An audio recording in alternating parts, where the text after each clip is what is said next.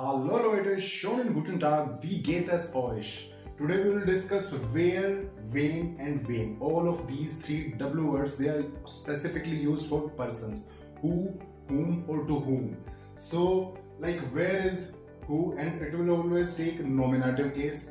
When is whom, it will always take accusative case. When is to whom or whom, it will always take dative case. So let's take one by one all of these three. So let's take few examples. So where is a, who is he?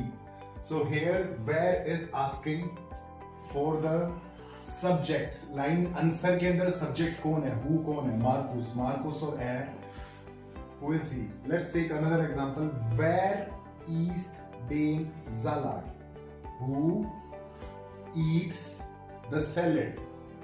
Anna eats den Salat. Anna is the subject. तो ये where किसको पूछता है answer के अंदर कि ये subject कौन है लाइन के अंदर.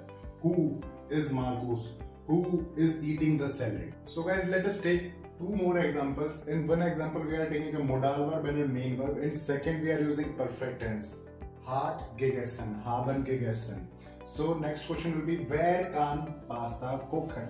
Who can cook the pasta? Here with where we are asking the subject who can cook the pasta. Mara kann pasta kochen. In next sentence, where had pasta gegessen? Who have eaten the pasta? Pasta किसने खाया है? Here also with where we are asking the subject who खाया किसने? Who is the subject of the next line? Had pasta gegessen. Okay guys, let us take another example.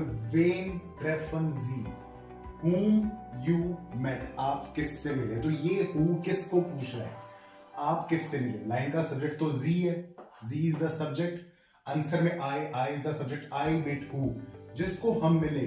When is asking for the accusative object. Who is the accusative in the line?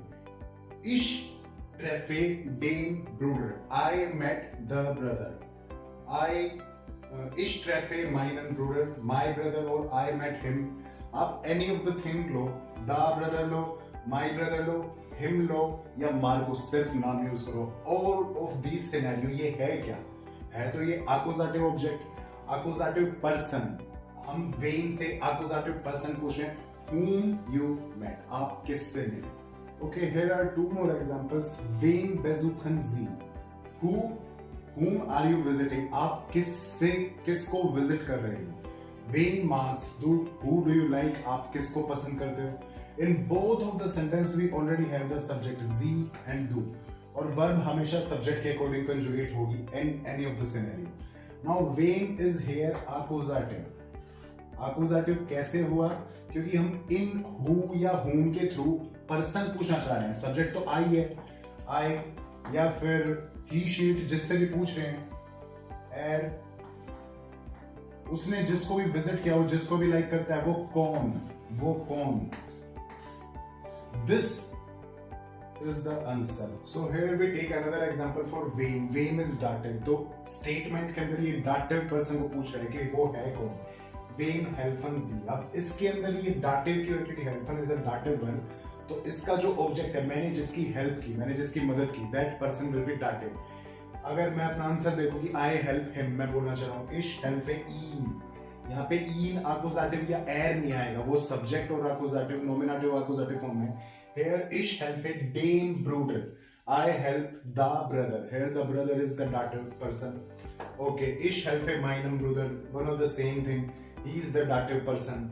Him अगर बोल देते हैं, अगर पिछले sentence में कोई scenario है जिसमें हम ब्रदर को 2-3 बार रिपीट कर चुके हैं, तो नेक्स्ट लाइन में हम बार बार माय ब्रदर, द ब्रदर नहीं लगाएंगे, हम हिम लगा देते हैं. यहाँ पे अब डाटिव मास्कुलिन हिम क्या होगा? IHM. That is also a person who is dative. Markus नाम लगा देते हैं अगर कोई जेंडर नहीं लगा रहे, नाम है. एनी ऑफ द सिनेरियो, ये सारे के सारे हैं क्या? ये सारे के सारे पर्सन्स हैं डाटिव केस के अंदर. तो वेन के थ्रू हम वो पर्सन पूछते हैं जो डाटिव केस के अंदर है. Okay, so this time we make a perfect tense case. वेन हास्ट दू geholfen. whom you have helped. आपने किसकी मदद की है, जो कि आप कर चुके हो. तो इसका आंसर भी क्या आएगा? Ich habe ihm geholfen. I have helped him. Or ich habe den Bruder geholfen. Both of the scenarios, they are the dative object in the question, and wem is asking who is the dative person in the sentence. Okay guys, so अब structure पे देख लेते हैं कि कैसे एक structure हम बनाते हैं. आप अभी रिगार्डलेस ऑफ द वर्ब आप सोचो जो भी वर्ब है, हमारे पास बाय चांस 3 ऑब्जेक्ट हैं, तीनों के तीनों ऑब्जेक्ट पर्सन है. सब्जेक्ट वाला भी कोई पर्सन है, अक्यूजेटिव भी कोई पर्सन है, डाटिव भी कोई पर्सन है. ये पर्सन क्यों होने जरूरी है? क्योंकि जो हम वेयर, वेन और वेम पूछ रहे हैं वो सिर्फ पर्सन्स को पूछते हैं. हु, अगर हम किसी ऑब्जेक्ट के रिगार्डिंग कुछ पूछना चाहते तो हम हु नहीं लगाएंगे. Who is this? If this is a chocolate, so we are not going to ask who is this. What is this? Object के लिए what लगाएंगे. Who के सिनेरियो में तीनों के तीनों पर्सन होने बहुत जरूरी है. तो सपोज तीनों के तीनों पर्सन है, हम इस सेंटेंस स्ट्रक्चर के थ्रू क्वेश्चन बनाएंगे 3 हु के रिगार्डिंग. तो सपोज हम सबसे पहले वेयर सब्जेक्ट केस का ले लेते हैं, इसको रिप्लेस कर देंगे वेयर के साथ. वेयर verb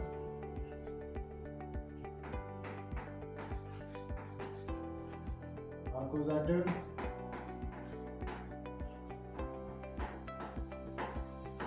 that will be the first question जो आपके सब्जेक्ट को पूछ रहा है. वेयर, बाकी चीज आपकी लाइन के अंदर उनका सिनेरियो केस चेंज होगा. वो वहां पे भी एक्यूजेटिव है, यहाँ पे भी एक्यूजेटिव है, वहां पे डाटिव है, यहाँ पे भी डाटिव है. आपने सिर्फ सब्जेक्ट को रिप्लेस कर दिया और उसकी जगह आपने पुट कर दिया हु. वो कौन है. ओके, जब आपके पास क्वेश्चन बनाते टाइम सब्जेक्ट नहीं है इसमें, तो एक्यूजेटिव और डाटिव ऑब्जेक्ट है. वर्ब की कंजुगेशन ही, शी, इट वाली होगी. ओके, सो केस 1 में हमने डिस्कस किया वेयर सब्जेक्ट के रिगार्डिंग जो हु वर्ड है उससे हम कैसे क्वेश्चन बनाएंगे. Now I will take the case 2 जिसमें हम वेन एक्यूजेटिव पर्सन को रिप्लेस कर देते हैं. हमारे पास स्टेटमेंट के अंदर एक्यूजेटिव पर्सन है, उसको हम पूछना चाह रहे हैं वो कौन है. तो इसको रिप्लेस करके तो मैं लिख दिया when. When plus verb plus subject plus dative object. So we are only replacing this part को हम replace कर देंगे वेन के साथ. So we replace this with vein, then हमारा second पे verb, third पे subject, last में dative object. Verb will always conjugate according to the subject. So this is the case 2. So this is the scenario number 3. इसके अंदर हम when, when कौन है? dative person. Line के अंदर ये dative person था, इसको अगर हम लाइन के अंदर रिप्लेस कर देते जब अपना क्वेश्चन बताते तो dative तो उड़ा दिया सारा ऑब्जेक्ट, अब लगा दिया when. When verb subject accusative object. All the object बचे हुए सारे ऑब्जेक्ट सेम के सेम रहेंगे, सिर्फ डाटिव को रिप्लेस करके हम वेन लगा देंगे. सिमिलरली इन एक्यूजेटिव बाकी सारी चीजें सेम रहेंगी, हम एक्यूजेटिव को रिमूव करके वेन लगा देते हैं. और अगर हम वेयर से क्वेश्चन आए सिर्फ सब्जेक्ट को हम रिमूव कर देंगे, उसकी जगह हम वेयर लगा देंगे. बाकी सारे ऑब्जेक्ट यू के यू सेम रहेंगे. केस चेंज नहीं होगा. जो आंसर के अंदर सिनेरियो केस ले रहा है, क्वेश्चन के अंदर भी वो सेम चीजें वो ही केस लेंगी. Okay guys, so that's example. इश हेल्प मार्कुस, मैंने मार्कुस की हेल्प की या मैं कर रहा हूँ, ये प्रेजेंट टेंस के अंदर है.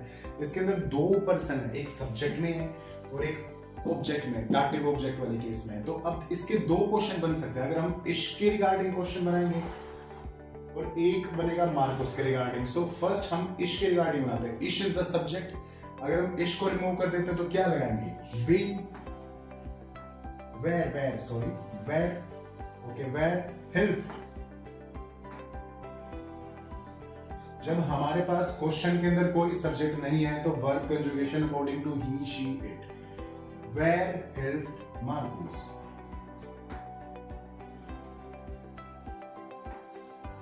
हम इस वेयर से सब्जेक्ट पूछना चाह रहे हैं कि लाइन का सब्जेक्ट क्या है. सेकेंड सिनेरियो, इश हेल्प मार्कुस, whom you help, आपने किसकी मदद की. अब मार्कुस क्या है? यहां पे डाटिव है. So what we will put? When